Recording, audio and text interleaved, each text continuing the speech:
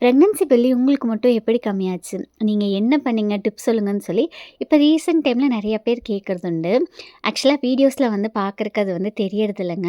நேர்லயுமே நம்ம டைட்டா இன்ஸ்கர்ட் போடுறபோதோ, இல்ல டைட்டா பேண்ட் போடுறபோதோ அது தெரியறதில்ல. ஆனா டெலிவரி ஆனபோது வயிறு எப்படி இருந்துச்சோ, இப்ப வரைக்கும் அப்படிதாங்க இருக்கு. இன்னும் நான் எக்சர்சைஸ் பண்ண ஆரம்பிக்கல. எக்சர்சைஸ் பண்ணா மட்டுமே அந்த பெல்லி வந்துட்டு கம்மியாகுங்க. ரியா குட்டிக்குமே ரியா பொறந்ததுக்கப்புறம் இப்படிதான் இருந்துச்சு. ஆனா எக்சர்சைஸ் பண்ணபோது நல்ல டிஃபரன்ஸ் தெரிஞ்சுதுங்க. வயிறு சூப்பரா குறைஞ்சிச்சு. இந்த டைம் பார்த்துட்டிங்கன்னா 6 மந்த்ஸ் கம்ப்ளீட் ஆகட்டும். அதுக்கப்புறம் எக்சர்சைஸ் ஸ்டார்ட் பண்ணிக்கலான்னு சொல்லியிருக்காங்க. அதுக்காக தாங்க வெயிட் பண்ணிட்டுருக்கேன். டாக்டர் சொல்லிக் குடுத்த மைல்டு ஃபார்ம் ஆஃப் எக்ஸர்சைஸ்லாம் ஆரம்பத்துலேருந்தே பண்ணலான்னு சொன்னாங்க.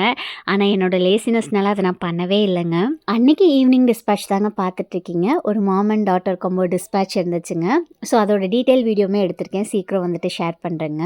உங்களுக்கும் ரியா பட்டிக்கோட கலெக்ஷன்ஸ் பார்க்கணும், ஆர்டர் பண்ணோம் அப்படின்னா, ஸ்க்ரீனில் வந்து நம்பர் குடுத்துருக்கேங்க. வாட்ஸ்அப் பண்ணுங்க. உங்களுக்கு கலெக்ஷன்ஸ் எல்லாமே வந்து ஷேர் பண்ணிருவோங்க.